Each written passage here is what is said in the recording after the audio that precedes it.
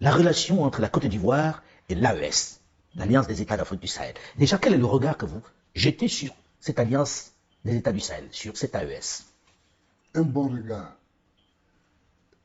Je voudrais dire ceci. La CEDEAO a été créée en 1975.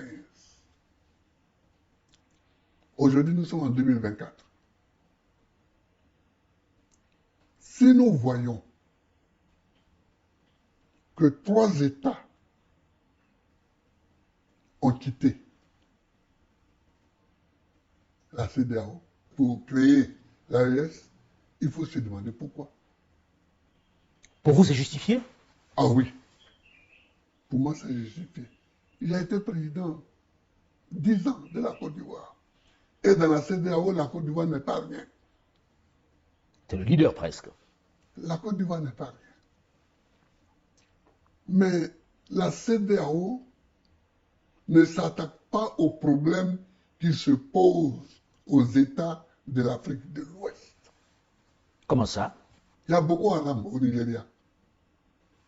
Qu'est-ce que la CEDEAO a fait contre Boko Haram? Rien. Il y a les rébellions qui affligent le Niger, le Mali, le Burkina Faso et la Côte d'Ivoire aussi. Qu'est-ce que la CEDEAO a fait? Rien. Et maintenant le Togo aussi, le nord du Togo aussi. Voilà, et le Togo aussi. La Côte d'Ivoire, qu'est-ce que la CEDEAO a fait? Rien.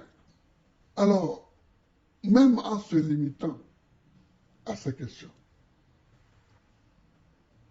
de sécurité, quand vous n'êtes pas capable, dans une communauté, de vous mettre ensemble pour chercher des solutions aux problèmes qui se posent, ne vous étonnez pas que les gens vous quittent. Qu'est-ce qu'il faut en faire alors de la CEDEAO? Parce que lorsqu'on vous écoute, Oui. cette CEDEAO n'a plus de justification, n'a plus de raison d'être. Mais c'est ce que je pense. C'est ce que je pense. Et c'est ce que j'ai dit à mes amis. La CEDEAO est devenue un instrument de propagande de la France. Parce que, comme l'a dit un de mes amis, qui paye commande.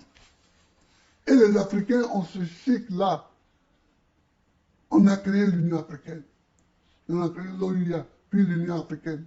Vous savez qu'un Ivoirien, sous mon instigation, a été aussi secrétaire général de l'OUA.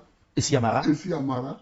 Et c'est sous lui qu'on est passé de l'OUA à l'UA. Est-ce que c'est pas honteux qu'à Addis Abeba, le siège de l'UA soit construit par une puissance étrangère? La Chine. La Chine. C'est honteux. Est-ce que c'est pas honteux que le fonctionnement de l'UA au quotidien à Addis Abeba soit financé par l'Union européenne? C'est pas honteux. C'est honteux. Mais quelle indépendance voulez-vous défendre quand vous vous mettez dans de telles situations? Pour vous, il faut dissoudre tout cela. Pour moi, les Africains ont le choix entre deux voies. Se ressaisir et financer eux-mêmes leurs organisations, dont la CEDEAO, ou bien alors les dissoudre.